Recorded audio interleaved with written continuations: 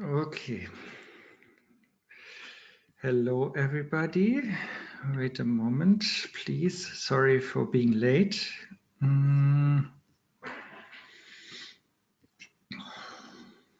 So,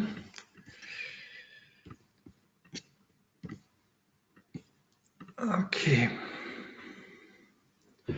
So, welcome.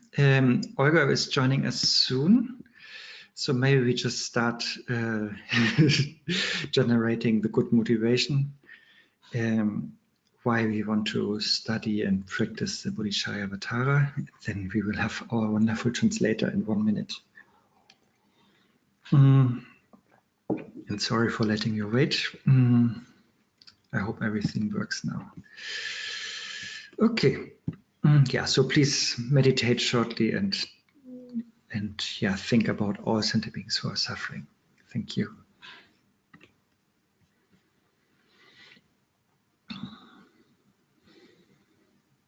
And wishing them Buddhahood, of course.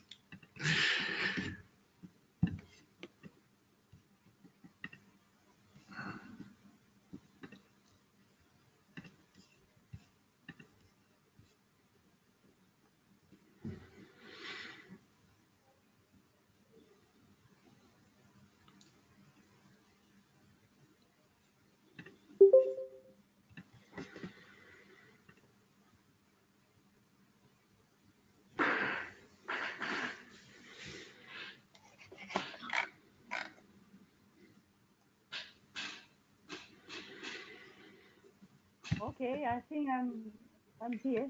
Hi guys. Okay, Olga is arriving. Okay. And we see her. Hello. Wonderful, thank you. So, then let's start. Thank you, Olga, for joining us. Our delay was not Olga's fault, it was my fault. Да, мы немножко сегодня задержались, но все в порядке, мы можем начинать. Okay, so we are, of course, going through the Bodhicharyavatara, the way or path to Buddhahood by the Bodhisattvas. И, как обычно, мы продолжаем изучать Бодхичарьяватара. Это путь по направлению к состоянию Будды. And so, of course, this is a very important text. His Holiness the Dalai Lama is saying, thanks to Kunu Rinpoche's explanations, he developed bodhicitta. И это очень важный текст, и, как говорил Далай-лама, спасибо Акуну Ламе Римпоче за то, что... So what about Kunu Lama once again? I'm sorry. No, Kunu Lama taught the Bodhicharyavatara to His Holiness, and thereby His Holiness could. И Куну Ламу обучал Далай-ламу, давал как бы учение по этому тексту ему, и за что тот очень ему благодарен. And it's actually in this text everything is included. You know, if you want to attain Buddhahood, that text is enough. You know, everything is in it. И в этот текст абсолютно включено все, что необходимо для того, чтобы достичь состояния Будды. То есть этого текста одного достаточно для этого. So therefore, this is a good practice manual also, not only like a text to study. Поэтому это еще к тому же очень хорошая инструкция для практики, а не просто текст для изучения. And we already talked a little bit about generosity when we talked about offering, and in the dedication chapter we will also talk more about generosity, and now we are talking about discipline. Мы уже в принципе поговорили о щедрости, мы говорили о посвящении, мы говорили потом еще немного о щедрости, и вот теперь мы говорим о дисциплине. And discipline really in Buddhist terms is not like a command from Buddha, you know, what to do, you know. И дисциплина в данном случае, с точки зрения буддизма, это не просто команды от Будды, что необходимо делать. But it's like Shila in Sanskrit, and one teacher of mine, he explained Shila as finding your cool, you know, being cool, you know, your cool mind state. И вот один из учителей Арне объяснял, что шила — это название санскритское для дисциплины, что это нечто, когда ты обнаруживаешь в своем ум состоянии таком, крутом состоянии таком, что чувствуешь себя круто. Because normally our mind or our life is so heated by our emotions and so many thoughts, and so therefore with discipline helps us to cool down, you know. Извините, моя ошибка, это не cool, не в смысле круто, а в смысле такой холодный, остывший, прохладный ум, скажем так, трезвый ум. В данном случае говорит о том, что обычно наш обычный ум, он подогрет, постоянно подогревается различными эмоциями, а дисциплина помогает ему как бы остудиться, прийти в состояние спокойствия, трезвости. It's actually now also, I have a little fever, and so if I drink cold water, you know, it cools it down. That is the idea of Shila. So it's not like something forced, but something very helpful, you know. И вот, например, сегодня у Арне небольшая температура, поэтому он пьет воду, и она помогает ему остудить, скажем так, тело. И поэтому в данном случае Шила — это не что-то, что как бы насилует вас, это то, что помогает ему прийти в хорошее состояние. And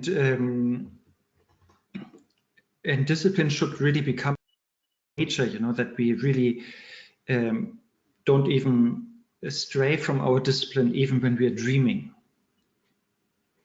И дисциплина должна стать нашей привычкой, чтобы мы не уходили от нее даже в момент нашего сна. And of course, also discipline, since it wants to prevent us from getting into trouble, it also means we have to a little bit control our five senses, you know. А также она помогает нам, чтобы мы не угодили в какие-либо неприятности, она помогает нам контролировать наши 5 чувств.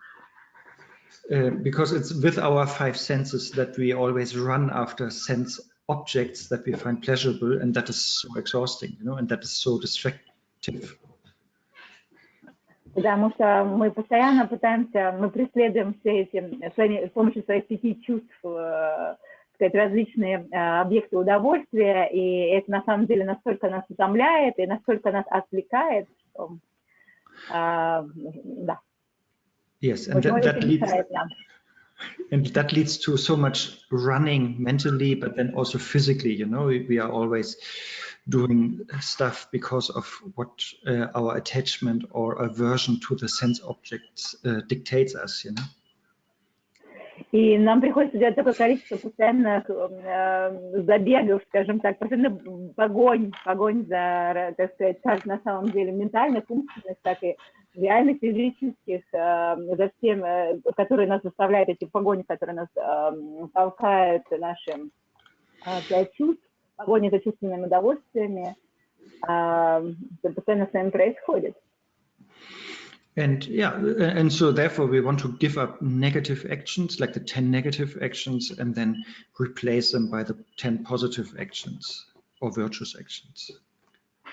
Да, и, естественно, прежде всего, нам необходимо оставить все наши негативные поступки, то есть это 10 негативных поступков, и предаться неким позитивным действиям, позитивным поступкам, 10 позитивным поступкам, вот есть такое понятие. And it's also inspiring for others, you know, like as I said, you know, if you're really like, if you hold a pure discipline, you know, that is also sort of radiating, or it's like inspiring others also to do positive things, and it also cools down the negative emotions of others just by your presence. Помимо этого, это также вдохновляет, является вдохновительным источником вдохновения для других людей, то есть когда они видят вашу дисциплину, соответственно, это помогает им, скажем так, осудить свои негативные действия, скажем так, перестать предаваться этим негативным действиям, и наоборот, помогает им, сказать, совершать позитивные действия. And of course, normal discipline, like it's, I mean, everybody sort of has a certain discipline, but we want sort of an enlightened discipline that leads to Buddhahood. And therefore, yes, we also always have to have wisdom combined to it. Otherwise, it's not liberating. И различные типы дисциплины, но та дисциплина, которой мы хотим предаваться, заниматься, это дисциплина, которая, это просветленная дисциплина, которая ведет нас непосредственно к состоянию Будды. Иначе в этом дисциплине нет никакого смысла. И, соответственно, нам необходимо всегда сочетать эту дисциплину с мудростью. And yeah, it could be like small things, like if we think I have a good discipline, you know, or if we are bragging about our vows, or if we think, oh, we are above certain dirty jobs, you know, like cleaning the toilet, you know, that is sort of the opposite of wisdom, because there is like self-clinging still involved in the discipline. И, например, когда, так сказать, несмотря на дисциплину, у нас возникают такие вещи, как, например, когда мы хвастаемся о своих обетах, или когда мы считаем, что мы выше каких-то определенных, на наш взгляд, низких занятий, как то, ну, как бы, например, почистить туалет, соответственно, это нечто противоположное мудрости, и, соответственно, такая дисциплина, она не является просветленной дисциплиной. And yeah, and we should be very careful and mindful, you know, so that we keep our discipline and that we are not doing negative actions, you know. И мы должны быть очень осторожны и очень осознанны в том, чтобы сохранять свою дисциплину, так сказать, не нарушать ее, поддерживать ее. For example, like officially, you know, like downloading movies is of course stealing, you know, or taking somebody's time, you know, or space is of course also stealing, you know. So this we should be mindful of and also avoid, you know, those things. Например, когда мы загружаем из интернета фильмы, это тоже является своего рода воровством, да, или когда мы занимаем пространство или время других людей, это тоже своего рода воровство. То есть мы всегда должны избегать подобных вещей и осознавать их негативность. Or also on like social media, you know, like people sometimes write comments as if there is no karma, you know, they use very harsh words. So that, of course, also needs to be taken care of, you know, with our discipline, that we also avoid harsh words online, you know.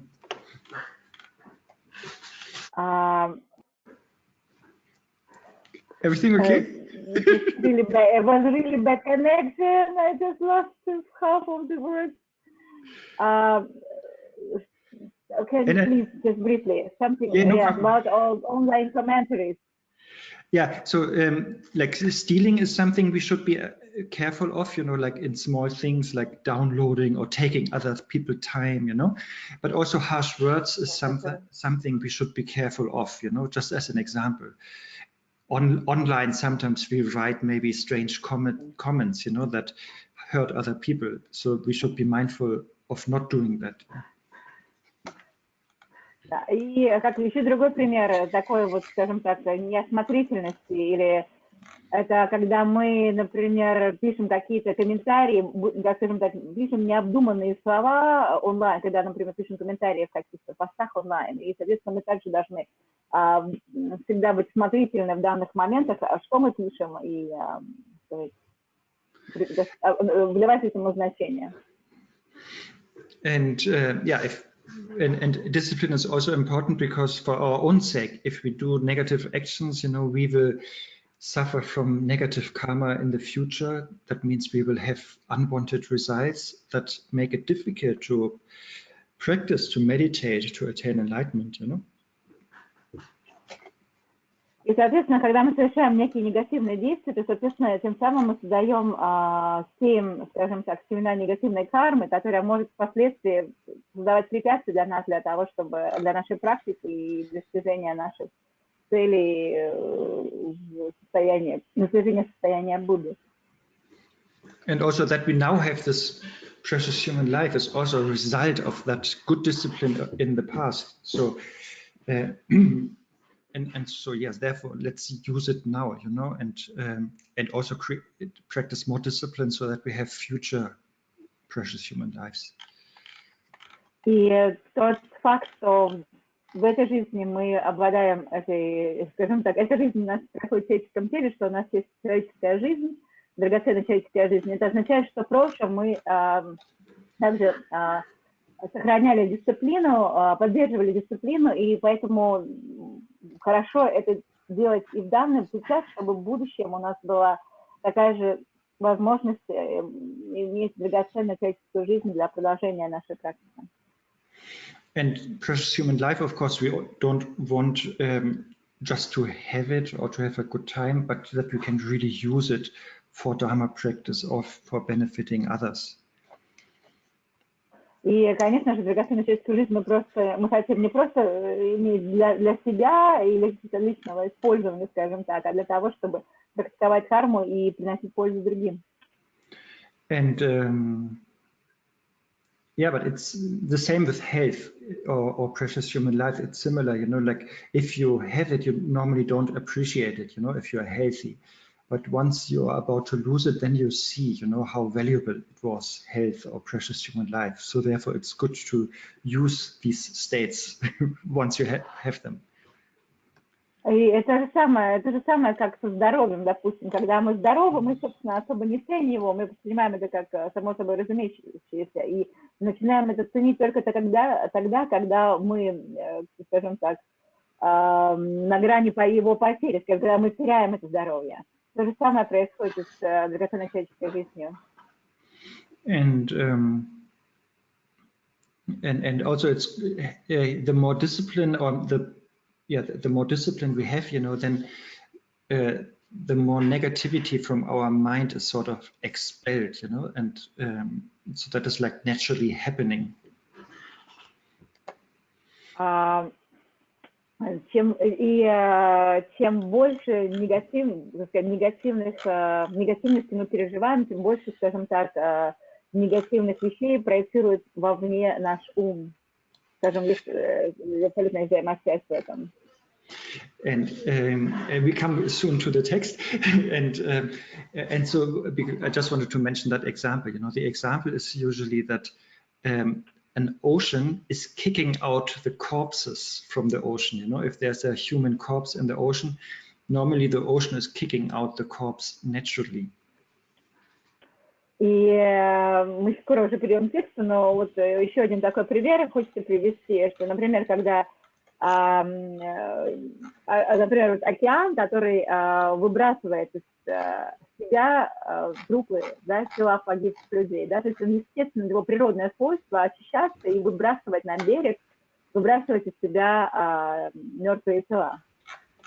And so that is the idea, you know, like the ocean is sort of cleaning itself by getting rid of the stinky stuff or of the dirt, you know, of the corpses. And likewise with our discipline practice also, you know, we get rid of the stinky stuff in our minds and our minds become purer and clearer.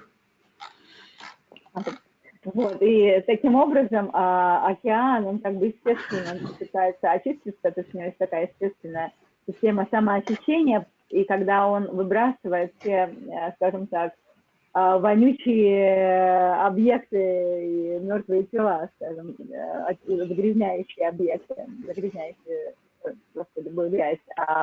Точно так же дисциплина помогает нашему уму очиститься от всей негативности и выбросить из себя все, как бы, все загрязняющее наш ум, всю вонь и грязь, которая там может быть. So, and yeah, and then in order to have that discipline, we need, according to Shantideva, we need like 3 qualities to practice discipline. And here the first one is conscientiousness, which is the name of chapter 4. В данном смысле, чтобы иметь дисциплину, нам необходимо иметь 4 качества. И первое качество – это, скажем так, осмотрительность, да, или бдительность, по-другому еще можно сказать. Это название, собственно, 4 главы. And thanks to also a too long introduction last time, we only covered 1 verse last time, and So last time we only covered first verse here of the second chapter. Of fourth chapter. Fourth chapter, yeah. Yes, sorry. И в прошлый раз нам удалось только разобрать одну строфу, благодаря что мы разбирали очень долго название главы, то мы покрыли только один стих. And the first verse is sort of self-explanatory, you know. If you now have developed bodhichitta, the bodhisattvas should then really practice the bodhisattva discipline. И, собственно, первый стих посвящен тому, что он очень конкретно заявляет о том, что если теперь ты, так сказать, предался занятию бодхисаттвой и стал развивать бодхичитту, теперь ты должен необходимо тренироваться в дисциплине. And then we can come to the second verse, finally. И теперь мы переходим ко второй строфе. And there, for me, that is an important thing, you know, because Shantideva is asking us to always reflect, you know, whatever project we have started, to take a pause, sort of, and reflect if this still makes sense, what we are doing or not.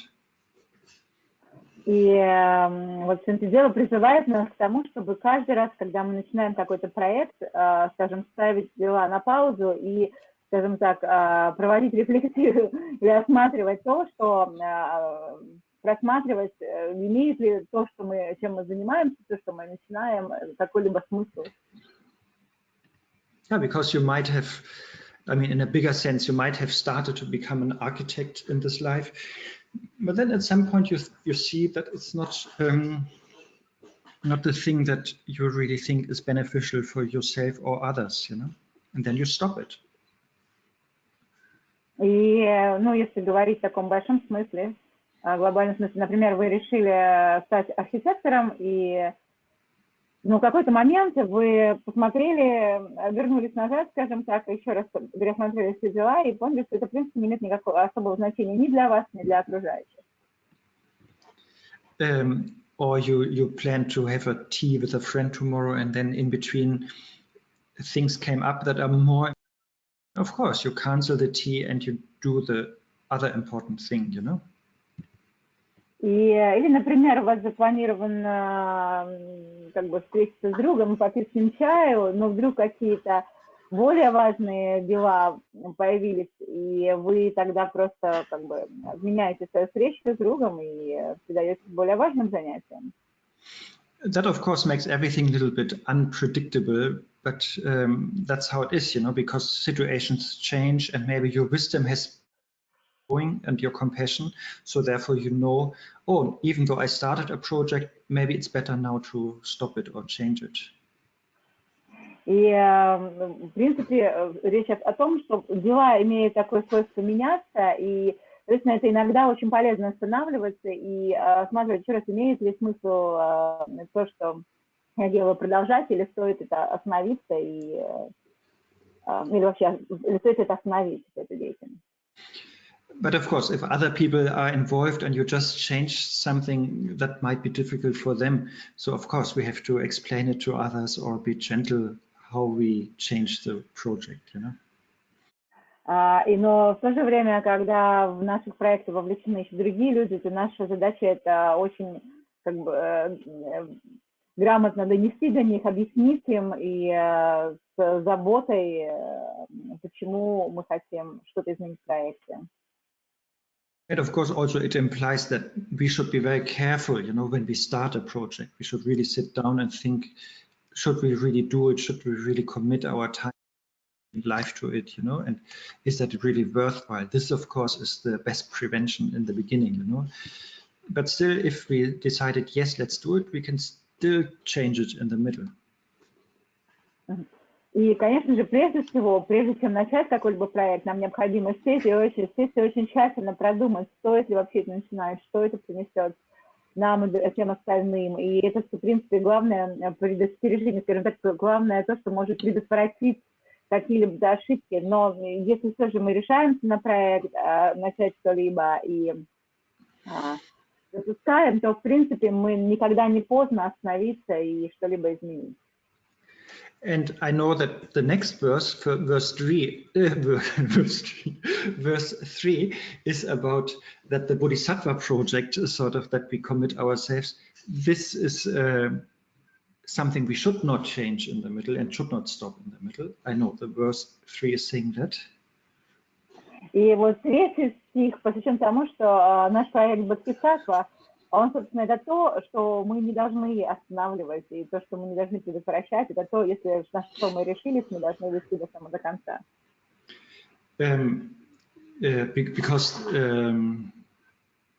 Because basically Shantideva is saying great wisdom beings have agreed that this is the best thing to do, you know, so therefore, of course, you should not stop that project, you know, to be a bodhisattva.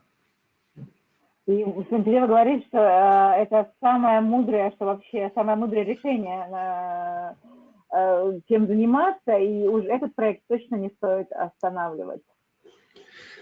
But still there, I would say, it's also, of course, sometimes we have doubt on the Bodhisattva path, you know, or we are uninspired or discouraged. And then, yeah, I think it's also good to take a rest or take a pause and then reflect upon it, you know. И, ну, конечно же, мы можем иметь, как бы, могут случаться такие моменты на этом пути бодхисаттвы, когда мы можем терять вдохновение, мы можем устать, и разочароваться, и в такие моменты хорошо, в принципе, сделать паузу. And then, yeah, we can also think, okay, if I don't do my bodhisattva activities anymore, or my dharma practice, is there, what would I do instead? You know, what instead would be more beneficial for myself or others? You know, that is, I think, an allowed question, you know, that we could ask ourselves in time of lack of inspiration. Вот в такие моменты нам необходимо задавать себе вопрос: ну хорошо, если я прекращу заниматься всеми этими позитивными действиями, перестану практиковать дхарму, что же, чем же тогда я могу приносить пользу другим существам? И если мы можем ответить себе на этот вопрос или нет, это является то, что может, так сказать, вдохновлять нас двигаться дальше по этому пути. And yeah, I think it's good to check, you know, if I think there's something other than Bodhisattva path that could be more, you know, if there's something other that I could do with my time that could be more beneficial. I think that's a valuable thing, and hopefully that inspires us and convinces us more about the value of Bodhisattva path. И когда мы задаем себе вопросом, есть ли что-то более полезное, что может принести больше пользы другим существам, нежели мой путь бодхисаттвы, то, мне кажется, это настолько ценно, что может вдохновить нас, потому что всегда ответ чаще всего, не чаще всего один, что вряд ли что-то может быть более, приносить больше пользы, нежели наш путь бодхисаттвы. Yeah, but that is a side note what I heard from other teachers. But yes, Shantideva here is saying, I mean, to be truthful to verse 3, Shantideva is saying, okay, everything else and change every project, but the Bodhisattva path or your Bodhisattva practice, no need to change, no need even to doubt it, because the wisdom beings advertised it so well. И вот в третьем строке Shantideva твердо утверждает, что все проекты могут, так сказать, поддаваться изменениям, но именно бодхисаттва, путь бодхисаттвы — это то, что не нуждается в никаких изменениях, то, что не является вне всяких сомнений, и так как это путь, который распространяет, рекламирует, скажем так, мудрость. Okay. So this was sort of verse 3, and then in the next 3 verses there are some explanations, you know, what kind of negative consequences there might be if we if we give up bodhicitta. И следующие 3 строфы посвящены тому, какие негативные последствия могут возникнуть вследствие того, что мы, скажем так, предаем бодхичитту. Not really give up actually, but not really act upon it, you know, if we not, yeah, like if we don't put it into action, you know. Собственно, не совсем предаем, скажем, если мы не действуем согласно ее, если мы не приводим ее в действие, скажем так. And so in between of whoever wants to ask something or share something or criticize something, you know, like in between, always feel free, you know, it's always good if it's a little bit interactive here. That's why we're doing it live. Помните, что между всеми нашими разговорами всегда вы можете ставить свои комментарии, вопросы, критиковать что-либо. То есть давайте делать это наш вебинар интерактивным, это всегда приятно, хорошо, полезно. But here verse 4 is basically saying, in chapter 3, we took the Bodhisattva vow, you know, we developed bodhicitta for all sentient beings' sake, you know, to liberate from their suffering. И в 3 главе, 4 стих посвящен тому, что в 3 главе мы приняли обет Бодхисаттвы. Для чего? Для того, чтобы освободить всех живых существ от страданий сансары. And then it says, you know, when we don't do that, you know, if we are not really diligently trying to fulfill that promise. И здесь говорится, что если мы не особо преданы своему обету, своему обещанию исполнить это, исполнить это обещание прежде всего. Then basically we're not betraying only ourselves or our promise, but actually all sentient beings, you know. В данном случае мы не только предаем себя и наше обещание нарушаем, но мы предаем всех живых существ. Because we promise to help everyone, you know, and we also promise that in front of the Buddhas. So all of them we are betraying. И потому что мы пообещали, так сказать, помочь каждому, и мы сделали это обещание перед присутствием, перед лицом всех Будд, и, соответственно, мы таким образом предаем всех их. And yeah, I mean, even in simple things, you know, if I promise to Olga to come at her home and whatever, paint the walls, you know, and then I'm not doing it, you know, of course she feels betrayed and is frustrated. And that is a small thing in only one person. But here we are promising Buddhahood for all sentient beings and we are not keeping that promise. So that is worse. Просто сравните, допустим, да, вот Арне пообещал мне прийти ко мне и помочь мне покрасить все стены, и он не сдерживает обещания. Конечно же, я чувствую разочарованно, да, в подобном, скажем так, ряде. А представьте, в данном случае мы пообещали привести к состоянию Будды всех живых существ, и мы не выполняем это обещание. Представьте, насколько разочаровывающей может быть данная ситуация, которая, конечно же, намного хуже. I'm just, yeah, I think what I wanted to say is like, so Olga was maybe counting on me to get my help for painting the walls. And so, of course, that's disappointing if I just don't show up. Likewise, all sentient beings are counting on me to become a Buddha and help them, you know, or to already help them now as a Bodhisattva.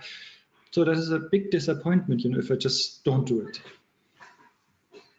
И представьте себе, да, то есть, конечно же, если я рассчитывала на его помощь по покраске стен, и это, конечно же, когда я рассчитывала на его помощь, его отказ или его предательство, скажем так, в данном случае, будет разочаровывать. Так представьте себе, когда на нас полагалось такое количество живых существ, когда мы дали обещание, что мы приведем их к состоянию Будды, и мы нарушаем свое обещание, насколько разочаровывающий это может быть для всех живых существ.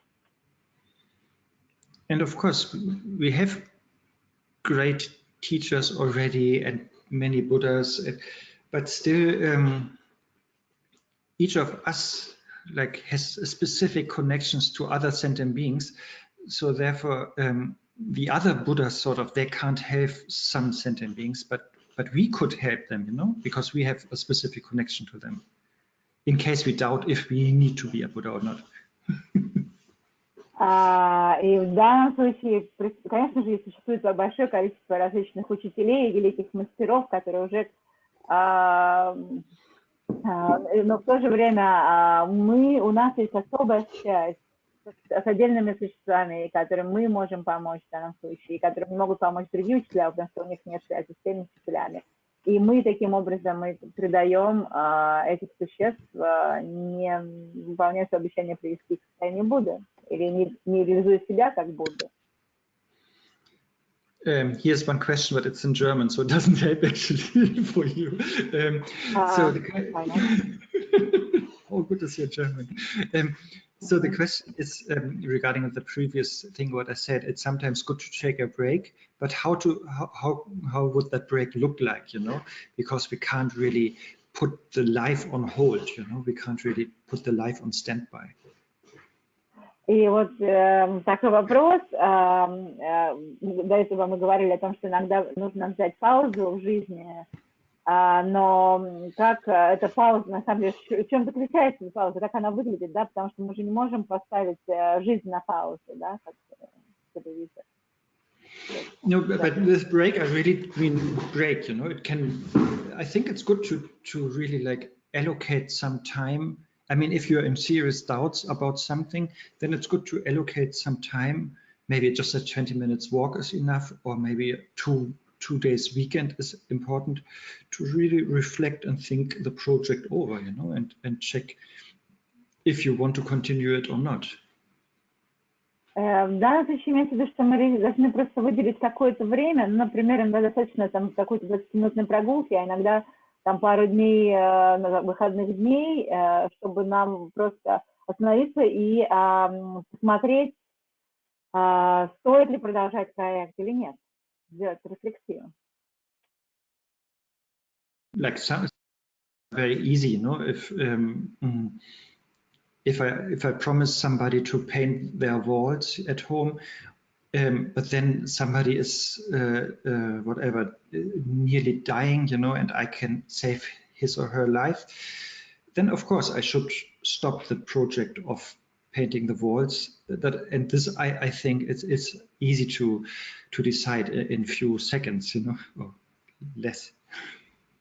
Ну или, допустим, например, если я помогаю, как бы текущий проект, который выполняю, это, собственно, помочь кому-то с покраской стен, но в этот момент есть человек, который умирает, и я могу ему помочь. В данном случае даже нет,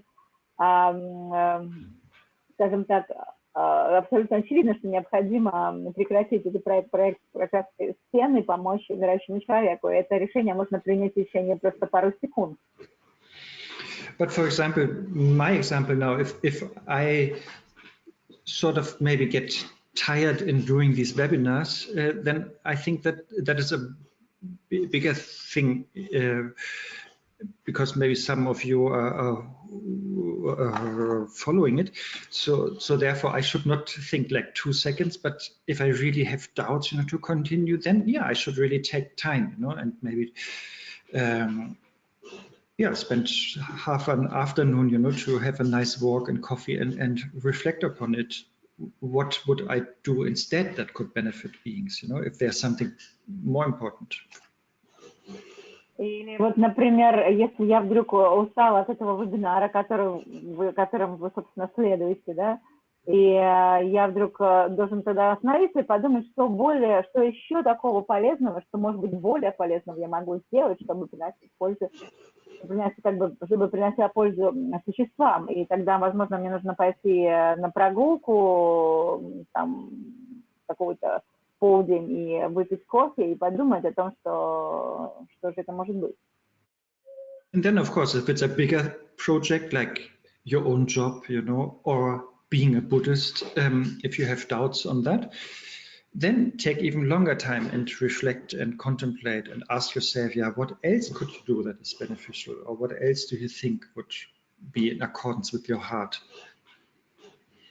И если дело касается какого-то более глобального проекта, как это ваша профессия, ваша работа, или, например, то, что вы являетесь буддистом, то в данном случае вдруг у вас появляется в этом вашем сомнение, и конечно же, тогда просто необходимо остановиться и подумать о том, что же может быть для вас более полезным, чему больше будет радоваться, скажем так, ваше сердце, что будет больше отзываться у вас в сердце. And yes, honestly, also I did that. If I should continue to be a Buddhist or not, at some points, plural.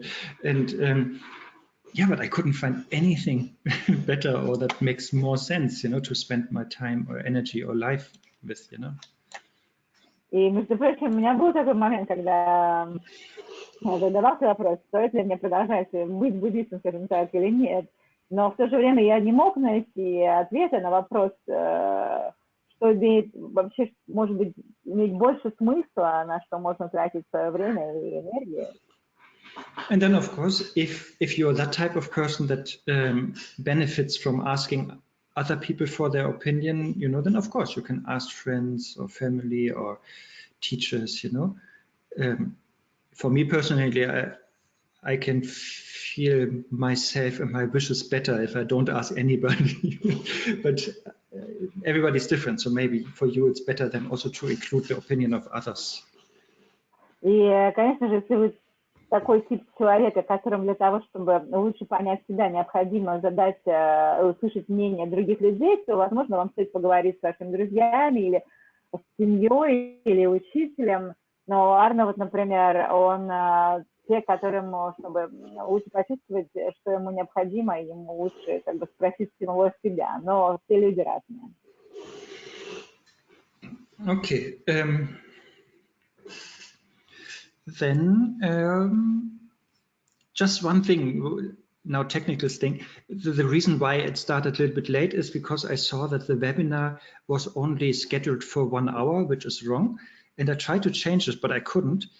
In case it is finishing automatically in 10 minutes, I will set up a new webinar and send an email around, and then we can start like 1 minute later again. В общем, мы задержались от того, что Арне заметил, что вебинар почему-то запланирован всего в течение одного, что его длительность всего 1 час. И, соответственно, если вдруг он прервется, то имейте в виду, что он разошлет тут же имейл на его продолжение, что мы продолжим ровно через минуту. Просто вам нужно будет опять зайти. Yeah, but I doubt that it's automatically just cut off. Okay, so let's back to the text, verse 5. Normally I don't read them here. So this is referring to some sutras, that where Buddha has taught the following, И следующая строфа 5, которая говорит о тех сутрах, которым учил Будда. So basically it is again regarding keeping promise or not, because Shantideva's point here is we should not break the promise of being a bodhisattva for the sake of others. И это как раз то, что касается опять, стоит ли нарушать наше обещание или нет, или держать его, и то, что Shantideva утверждает, что мы должны держать наше обещание скажем так, в том, что мы будем следовать пути Bodhisattva. And so the idea here is in verse 5, if I promised somebody or even intended, to give somebody a small thing like cappuccino or whatever, pudding, and if I then don't do it, because of stinginess, then this will have a bad result, for myself. И, например, если мы вдруг пообещали кому-то, не знаю, купить чашку капучино, и вдруг из собственной скупости мы не сделали это, то это, конечно же, приведет к неким негативным действиям для нас самих, прежде всего, последствиям для нас самих. This is one of Shantideva's typical constructions, like here, verse 5 is if even the small thing brings a bad result, then the next verse is saying if a big thing, of course, then brings also a big result, И, конечно же, если, например, в этой маленькая вещь, маленький проступок, который мы совершаем в этой жизни, приводит к большим результатам в следующей жизни, то представьте, Если какая-то большой поступок совершено в этой жизни, приведет к таким большим результатам следующей. And actually, I never know how literal one should take it, but since this is related to the sutras, and I checked in the commentaries what sutras are meant, I just quote it. И в данном случае мы никогда не знаем, насколько буквально мы должны это понимать, и он посмотрел в комментариях, какая в данном случае имеется в виду сутра, и он решил ее процитировать. So basically, it is said there's a difference made. So if I intend something to do, but then don't do it, then yeah, I will be a hungry ghost in one of my future lives. И действительно, если, например, я намереваюсь что-то сделать, но при этом я это не делаю, то это может привести к моему перерождению в одной из будущих жизней в качестве голодного духа. And the next sentence in the sutra, which is not in Shantideva's text here, is, if I promise to do something and not do it, then I will be born as a hell being. Следующее, скажем так, дальше, если цитировать сутру, что не приведено уже в тексте Шантидевы, это цитата о том, что если мы обещали что-либо сделать и не выполняем это обещание, то это может привести к перерождению в существом адов. Yeah, I still think, of course, the motivation matters, and as Shantideva earlier said, we should check if we want to continue a project or keep a small promise or not. So I think that has to be taken into account, the motivation, why you don't give. Yeah.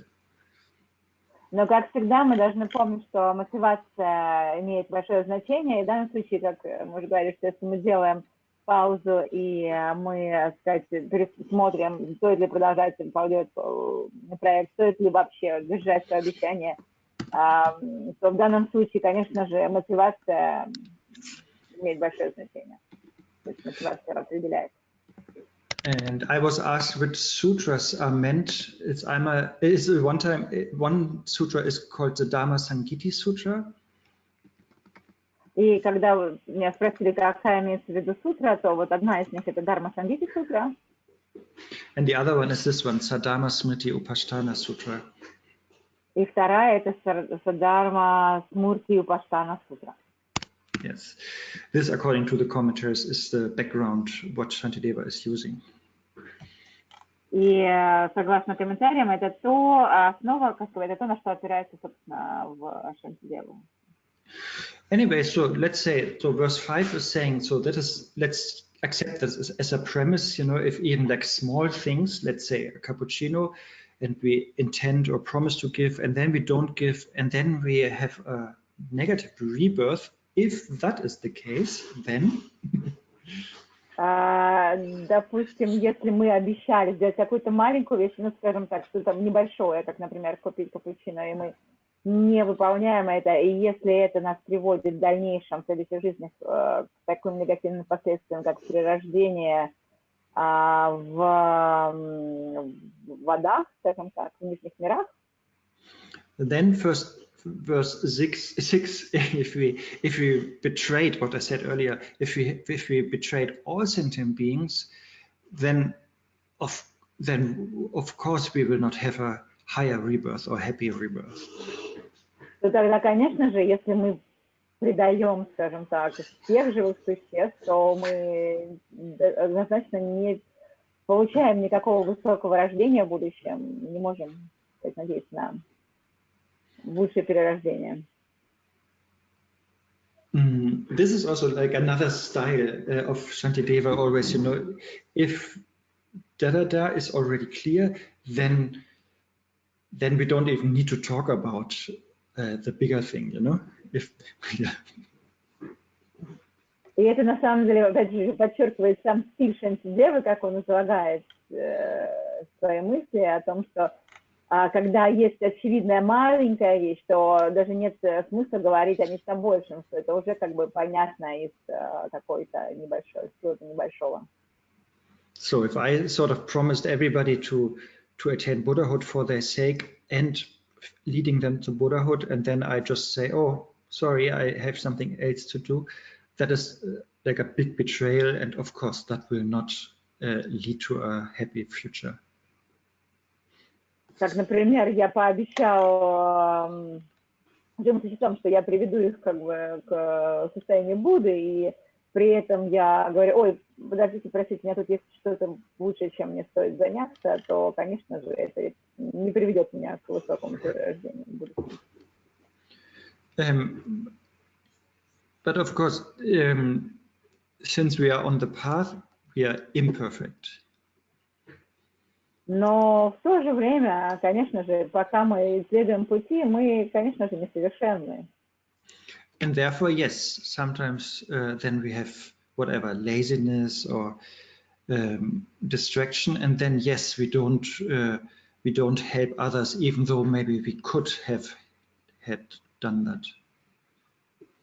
И, конечно же, мы присоединяемся лени, и у нас есть отвлечения, и иногда у нас есть возможность кому-то помочь, но мы при этом не делаем этого, не помогаем.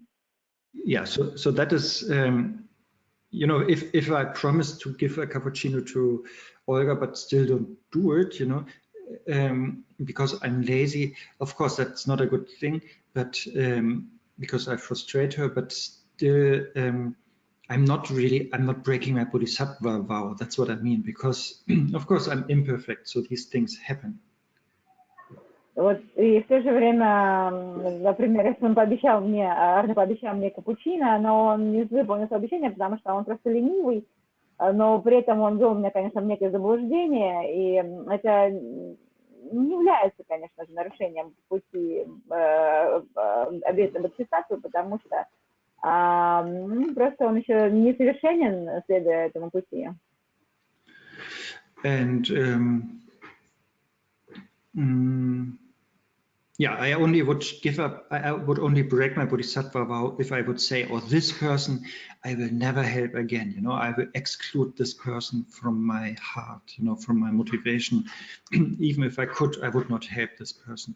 So that would be breaking of Bodhisattva vow.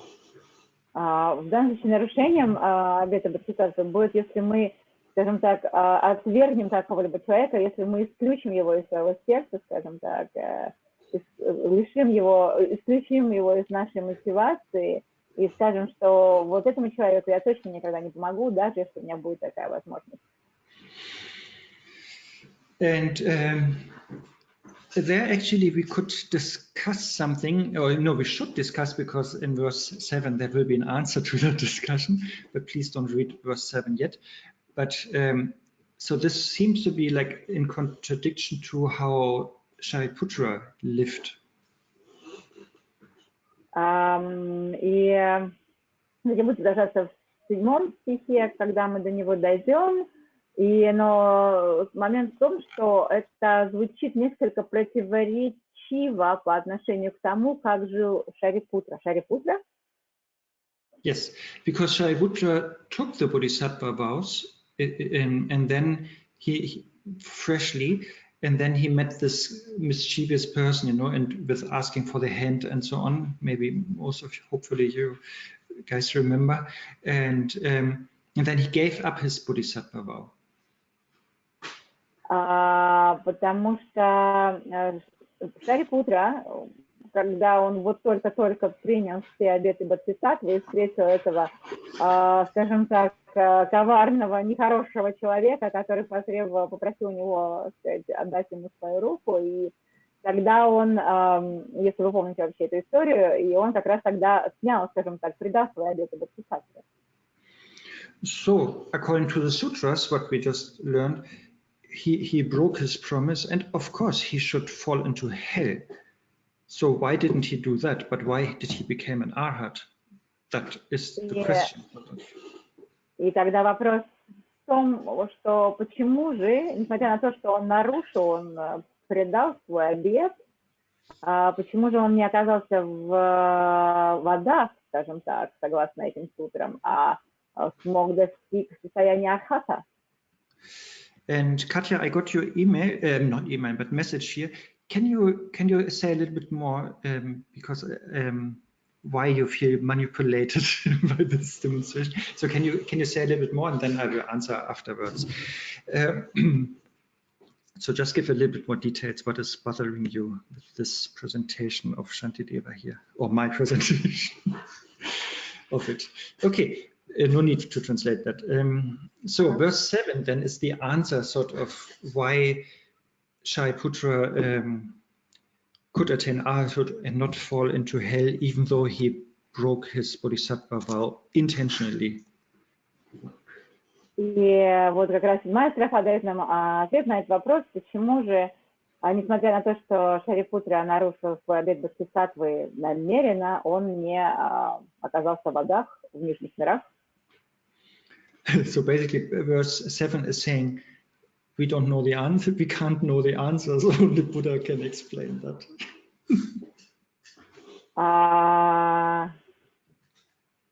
What's up? No, basically, verse 7 is saying the answer to that question about Shariputra's career is we cannot give it. As an ordinary person, we cannot answer that. Only Buddha can answer why he didn't go to hell. Собственно, ответ простой, о том, что мы, как будучи обычными людьми, мы не можем ответить на вопрос, потому что на этот вопрос может ответить только Будды. Или Будда может ответить на вопрос, почему же Шарипутра не оказался в аду. Because as we know from the other stories, only Buddha can understand karma properly. You know how the colors of a peacock feather, you know, are coming about. A normal human being cannot explain it, but Buddha can see each little cause and condition that led to that specific color.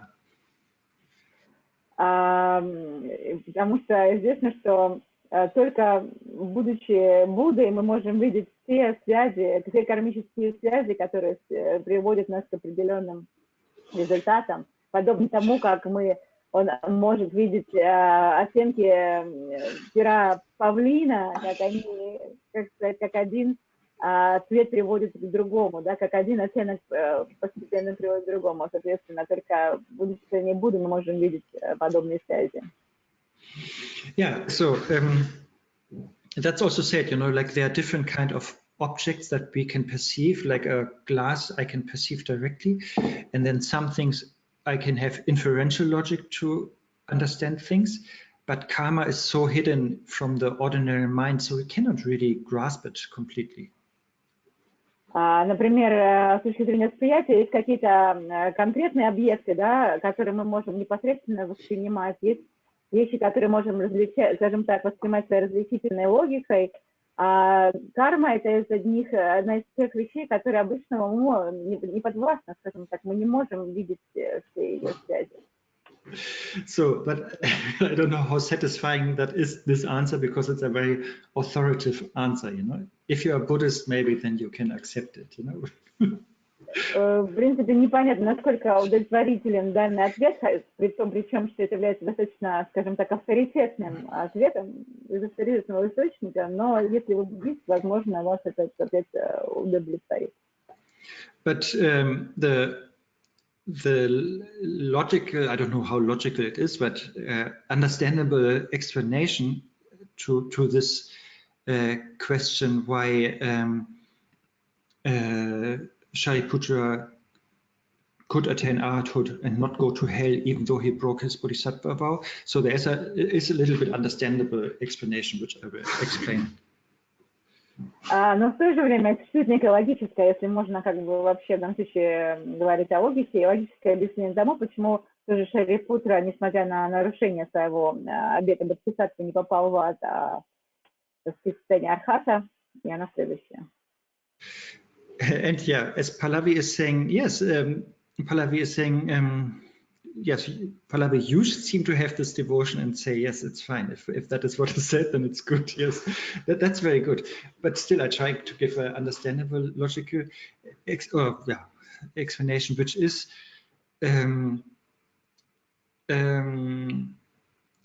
Shariputra in his previous life still did so many good karmas, you know, that prevented him to be reborn in hell, basically. Even though he did a bad thing now. Yeah. что в своих следующих жизнях Шарипутра сумел создать такое количество позитивной кармы, совершить такое количество позитивных поступков, которые всем привели к тому, что они, несмотря на то, что он нарушил свой обет, они предотвратили, скажем так, его попадание в нижние миры адов. So the example is, let's say there is, this comes from Tsongtsa Khyentse Rinpoche, to explain it. Let's say there's Shariputra and let's say there is me as an ordinary person. И, например, примеры, которые идут, скажем так, от Tsongtsa Khyentse Rinpoche, что есть, например, Шарипутра и есть я, который является обычным человеком. And Shariputra is super rich. He has a lot of money, and I have like I'm medium rich only, you know. И, допустим, Шарипутра, это он очень богат, у него очень много денег, а у меня, например, я такого среднего достатка, скажем так. So, and we both invest in the same, I don't know, stock market or whatever investment, you know. And let's say I have like 20,000 euro and Shariputra has 1 million, you know, and so we both invest 20,000 euro. И, допустим, мы оба делаем наши, скажем так, вклады, совершаем вклады там на сток-маркете, на бирже. И, допустим, у меня 20 тысяч евро, а у Шарипутры 1 миллион. So, and unfortunately, this business goes bankrupt, you know, so we both lose 20,000 euro and I'm bankrupt. But Shariputra still has 980 euro left, you know. Я прошу прощения, мы оба делаем, собственно, по 20 тысяч вклады, и, соответственно, если этот бизнес прогорает, то таким образом я теряю про все, а у Шарипутра еще остается 980 тысяч евро, да, потому что изначально у него был 1 миллион.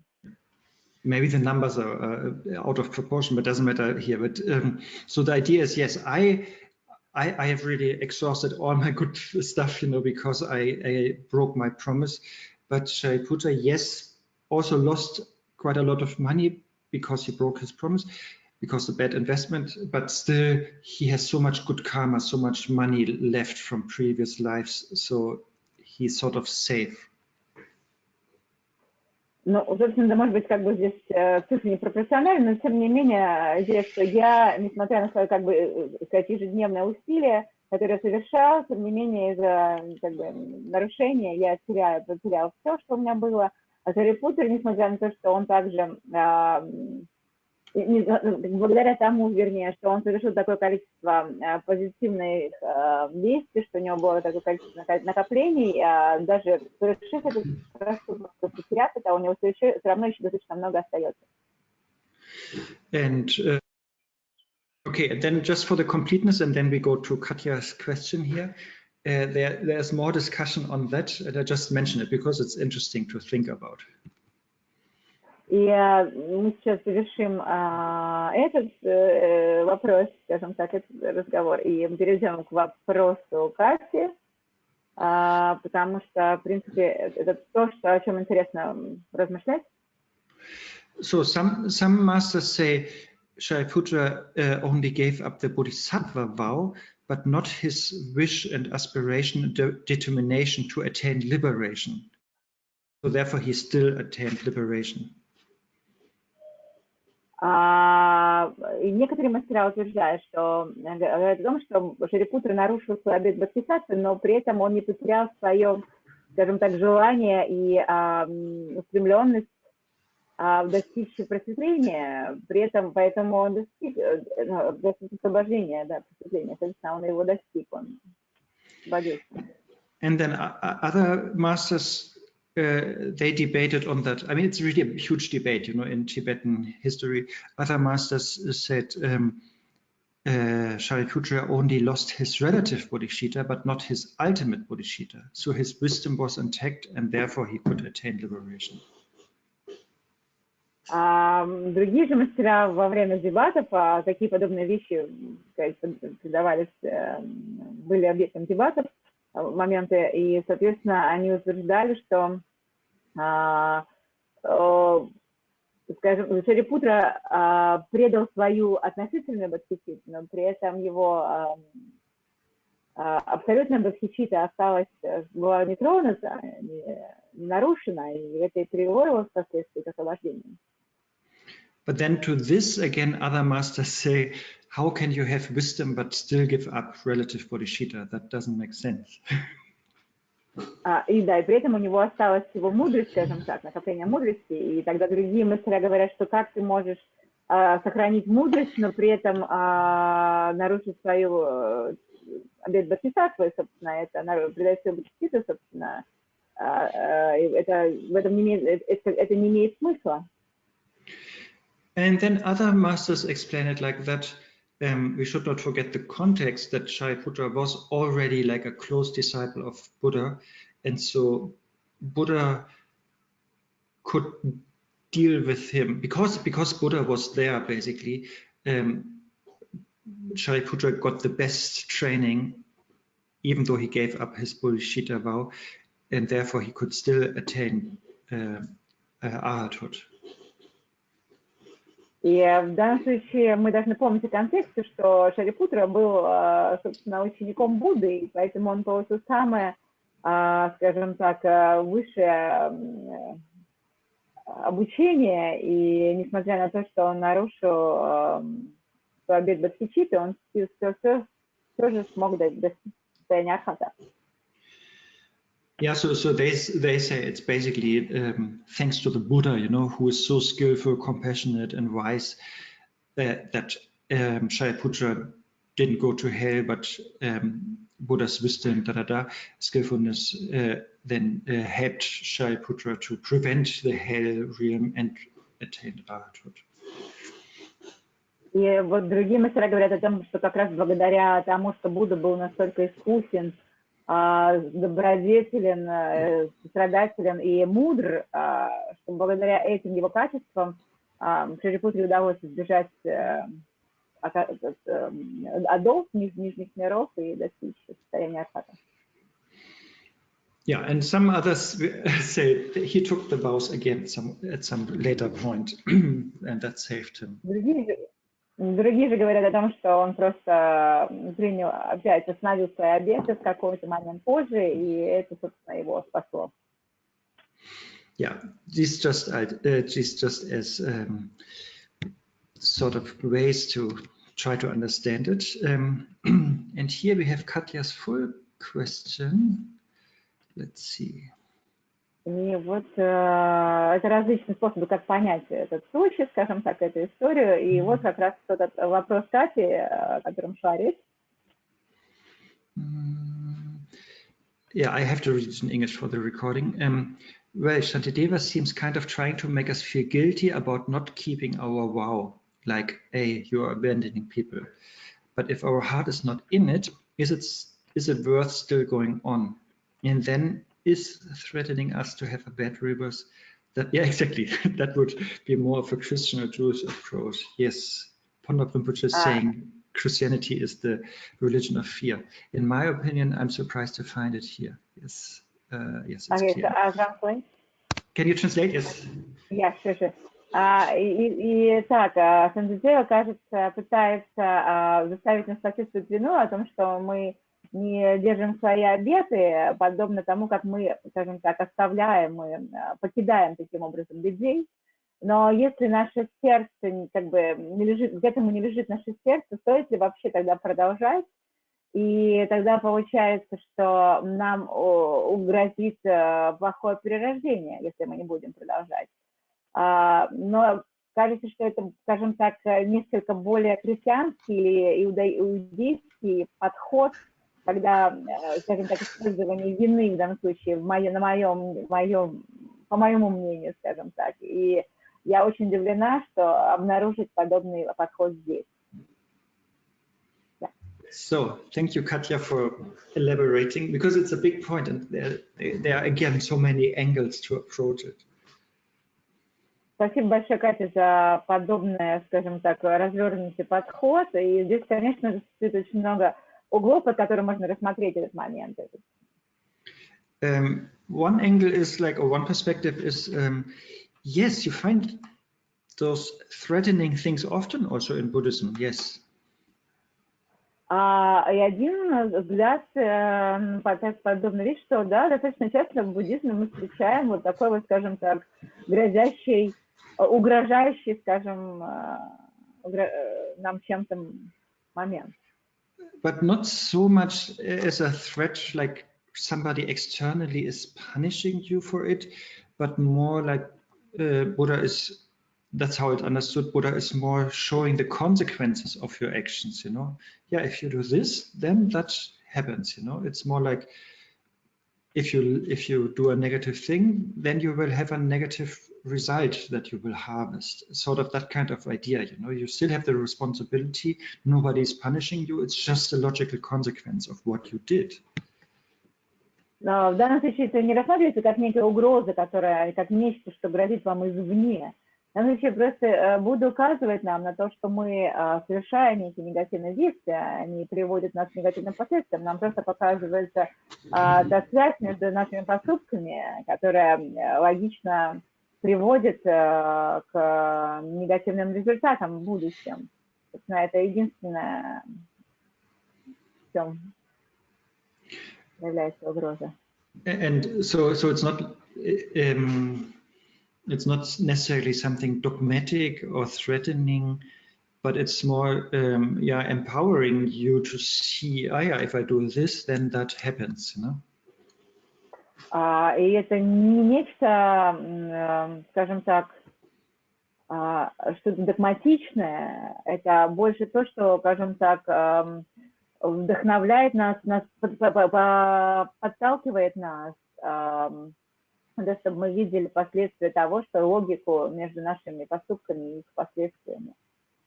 And then to the other point or question here, but if my heart is not in it, should I still do it? You know?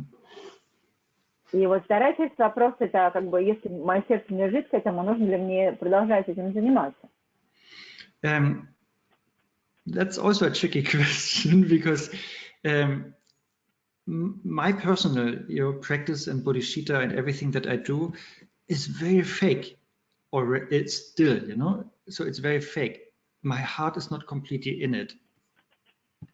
И это вот тоже такой, знаете ли, неоднозначный вопрос, такой несколько скользкий вопрос. Например, моя практика бодхичитты — это реально что-то еще такое не настоящее, поддельное, то есть я его притворная, потому что я не могу до конца, сказать, включить свое сердце в нее, подключить, поэтому приходится притворяться. And they say that is normal, like fake it till you make it.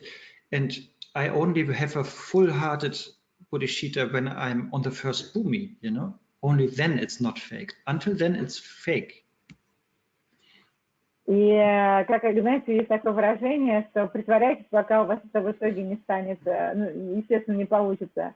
И на самом деле это такая вот притворная, скажем так, не настоящая бодхичитта, это нормальная, абсолютно естественная вещь, что настоящая полная сердечная бодхичитта, она появляется только когда мы достигаем первой бхуми, до этого все это, собственно, является подделкой.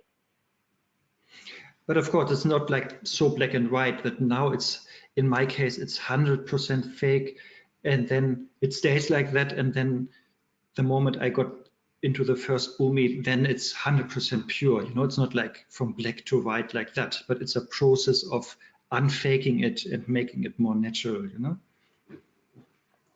И это, конечно, не настолько радикально, прям не черное-белое, что прям сейчас вот у меня 100% нет, как бы абсолютно притворная бодхичитта, и когда я достигну первой бхуми, у меня будет 100% чистая бодхичитта. Конечно же, это постепенный процесс, как бы перехода от притворства к истинной чистой бодхичитте, как бы. I really had to find the word unfake.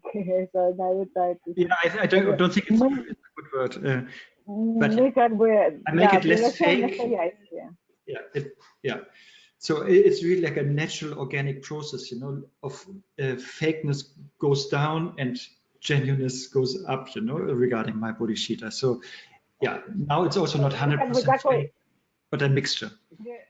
Это такой природный, очень органичный процесс, когда наше притворство, скажем так, уходит, снижается, а наша истинная бодхичитта, она начинает возрастать, и вот такой, то есть, поэтому, конечно, говорили, сейчас тоже, так сказать, мы переживаем разные состояния. So therefore, yes, even though my heart really is not totally in it, of course I should continue, because as I said, being on the path means being imperfect, and so, but that's the definition of the path, you know. So, but I continue because my heart is not fully in it. И в ответ на то, когда мое сердце к этому полностью, скажем так, не расположено, стоит продолжать, то в этом как бы ответ, что, конечно же, стоит, потому что пока я на пути, я несовершенен, да, и, соответственно, в этом-то и момент, что пока у нас сердце в этом как бы полностью не развернуто, не расположено, то есть необходимо продолжать путь. В этом и есть, в этом заключается его определение, да, этим самым мы определяем путь. And if I have perfect bodhicitta, I don't need the path anymore. Then I'm a Buddha, then I don't need anything, any help or any support or any path or method. И если я достигаю состояния совершенного Будды, собственно, мне тогда и не нужно никакого пути, мне не нужно, то есть у меня уже, если я обладаю идеальной, совершенной бодхичиттой, и тогда не нужен никакой метод, то... So these were two things and two more things as an answer. But if you really have the feeling, you know what I meant earlier, take a break.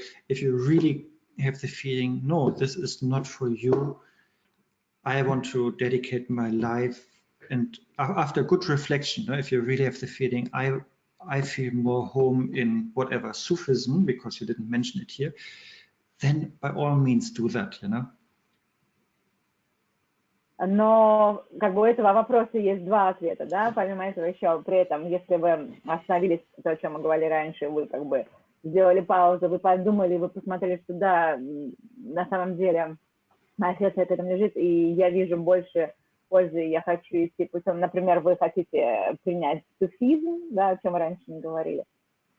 Yeah. After a good break, what I meant earlier, you know, really take time to reflect and see what is more beneficial for you or others, and what is maybe more in harmony with your heart. You know, I think I said these things earlier. If you then see, yeah, Sufism is my thing, for example, then yes, that's the best then for I don't know, maybe for the next 10 lives, or I don't know. И тогда, если вы, допустим, после очень хорошего рассмотрения, да, очень хорошего анализа того, что может принести больше пользы вам и другим, и то, к чему действительно лежит ваше сердце, и вы после этого находите, что да, вот суфизм этот, ну, почему нет, тогда действительно вы должны предоставить, возможно, это будет ваш путь там в следующих 10 лет, 10 жизней. And my last answer to your question is inspired by Pallavi, what she writes, and I will not, I think it will also sort of answer her thing, but it's also using her thing. So it's sometimes also just a skillful means, you know, a provocative means to put it that drastically so that people keep on track, you know. It's a threatening, skillful means maybe that some people need. You mean Kunu Lama Rinpoche, you mean you're using here? What's that? I mean, in the beginning you said that you like you saying it like quoting Kunu Lama or color, which? No, Pallavi, one participant, she was writing something, and that inspires me to give that last answer, which is that sometimes teachers say very provocative thing or very threatening things that are not actually the reality, but they are important for the students to listen so that they make a change. И очень часто мастера, скажем так, говорят какие-то провоцирующие и даже такие угрожающие вещи в качестве искусственного метода, не потому что они как бы имеют отношение к реальности, но именно они подталкивают учеников совершать некие изменения. I heard that from some teachers, I forgot, I think Tsoknyi Rinpoche, about words of my perfect teacher, that Patrul Rinpoche sometimes is giving so drastic or threatening remarks because those wild Tibetans, they needed it like that, you know? They would not listen to gentle remarks. И вот Арне говорит о том, что Цокни Ринпоче, по-моему, говорил в своих учениях, когда он давал комментарий на слова моего благородного учителя, совершенного учителя, о том, что Патрул Ринпоче использовал такие вот угрожающие, такие, сказать, вещи для того, чтобы, собственно, заставить этих диких тибетцев совершать, так сказать, определенные вещи, совершать поступки, то есть как бы таким образом учил их, да, только с помощью таких средств, потому что более мягкие средства просто на них не подействовали. And I think Tsongtsa Khyentse Rinpoche is doing that also sometimes. I noticed that, I know he knows the text much better than me, but even though sometimes, I'm not saying he's contradicting the text, but it's not 100% in harmony, but he puts it in a very provocative or clearer or, I don't know, shocking way that it's helpful, that and it's much more helpful to do it like that, you know, than quoting word by word, you know. So what I want to say, it can be a skillful mean, you know, to put it like that. И вот Дзонтар Кхентse Ринпоче тоже периодически поступает подобным образом.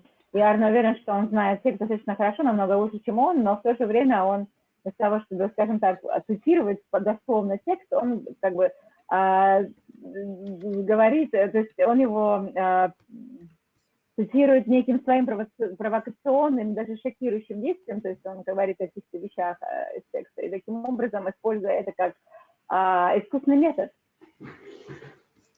Okay, I hope that makes sense, Katja. If not, oh, good, yes, she said yes. Good. Okay, last question here is from Marina, and I will just paraphrase it. Olga, do you still have 5 minutes? Yes. Yeah. So then I paraphrase it. So the question is, maybe we don't want to take a vow because we are afraid to break it, you know, and the consequences of breaking a vow are not good. So therefore maybe we don't take the vow in the first place. И вопрос следующий, то есть, может быть, нам не стоит брать обет в силу того, что у нас есть страх того, что мы его нарушим, и, соответственно, страх всех последствий, которым придет это нарушение, то, возможно, изначально не стоит брать обеты. And yes, so in the teachings it's said, if you take a vow, then also this will come later with Shantideva, from Shantideva, that really sit down again, you know, or take your time or break to really reflect, can I take it, can I hold it and keep it or not, you know? И Шантидева впоследствии тоже будет об этом говорить, и также другие всегда говорят, что необходимо, конечно же, брать некую паузу перед тем, как брать обеты, и размышлять о том, смогу ли я держать этот обет или нет. And then if you're sort of certain that you can take and keep it, then you should do it. Nevertheless, you can always give it back. И если вы, когда вы думаете об этом, вы чувствуете, что вы сможете это сделать, то вы, конечно же, должны принимать обеты, либо впоследствии вы всегда сможете сделать, скажем так, перерыв. Having said that, since you talk about the vow of being a vegetarian, you can make your own vow. You know, you can also say, I will not eat more than 4 times meat per month or something, you know? Допустим, если вот в этом касалось момент принятия обета вегетарианства, скажем так, то вы можете в данном случае вы можете создавать собственные обеты. То есть вы можете сказать, что я дать обет того, что вы не будете есть мясо не больше 4 раз в месяц, допустим. So you could start with that kind of thing, and it's nice to have this not more than da number and da time, because it gives flexibility a little bit, you know. Gives what? This was whatever a German way of saying it. So if you're a little bit flexible how you put your vow, you know, like if you say maximum 4 times in 1 month, you know, so if you have a time number and a period of time, you know, that makes it more easy to keep it, you know. If you say like let's say once a week I will only eat once a week meat maximum, that might be more difficult because you have 2 important dinners maybe, you know, in that week. But if you say 4 times a month is okay, but not more, then you can, that is more manageable. Допустим, момент в том, что мы можем быть более гибкими, скажем так, в принятии наших обетов, то есть, соответственно, мы можем определять количество раз, то есть не больше, чем в такой-то период времени, да, определяя это количество, определяя этот период времени. Допустим, если у вас, вы говорите о том, что я буду есть мясо только раз в неделю, а, допустим, вам предстоит 2 важных обеда, то, соответственно, это сложнее держать, если бы вы сказали, что я там буду есть мясо не больше 4 раз в месяц. Соответственно, oh, I don't know if Tsongsa Khyentse Rinpoche still has the vow, but he used to have the vow that on certain weekdays he is strictly vegetarian and he can only eat on specific other weekdays he could eat meat, you know. Tsongsa Khyentse Rinpoche, например, неизвестно, если у него этот обет до сих пор, но у него был обет, что он мог есть, то есть определенные дни недели, он соблюдал строгое вегетарианство и мог есть мясо только в какие-то другие определенные дни этой недели. Or we remember from Buddha's time, there was this butcher, you know, who said, I have to kill animals to earn my living and to give money to my family. And then Buddha said, okay, but then during the nighttime, take the vow that during the nighttime you will not kill animals, you know. At least this he could do perfectly, you know. И во времена Будды известная история, когда был один мясник, который, скажем так, это была его профессия, и Будда сказал ему тогда, что он не мог принять обет неубийства, но Будда предложил ему принять обет, что он не будет убивать в течение, в ночное время. Это, собственно, была абсолютно идеальная ситуация для него. Yeah, and so you can start with something that you are sure you can keep, like 4 times meat maximum per month, or Facebook only until 6 p.m., you know, whatever, you know. And then you can, if that works for half a year, you can upgrade your vow, you know, and then yes, only twice meat per month, or Facebook only before lunch, you know.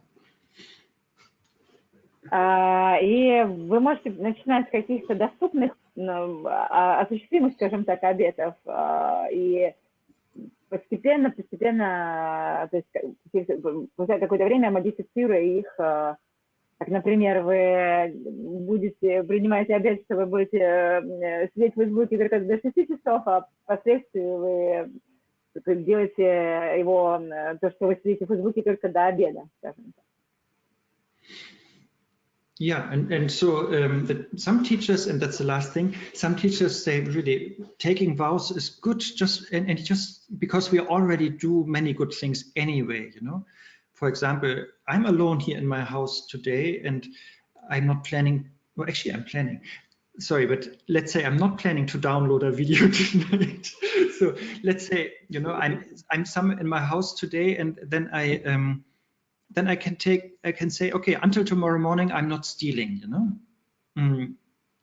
So that's it, you know, like I can take a vow like that also, you know, like, or I'm not smoking for the next 10 years because I'm not a smoker anyway, you know, so you can use these things also. Как многие учителя говорят, что мы и так уже изначально делаем большое количество положительных вещей, так почему же нам не взять обеты по их поводу, да, допустим, вот Арне говорит о том, что он сейчас вот один и дома, да, и он дает обет, что он, допустим, до завтрашнего утра ничего не будет воровать, скажем так, не украдет. Или, например, что он не будет курить следующие 10 лет, при этом, что он, в принципе, не курящий человек, но при этом он может превратить это в обет. Yeah, or very last one, you can also, what I just mentioned, you can also have vows for only a short time. You can say, I will be strictly vegetarian 100% for 1 month, you know, or 1 week, you know. So that is also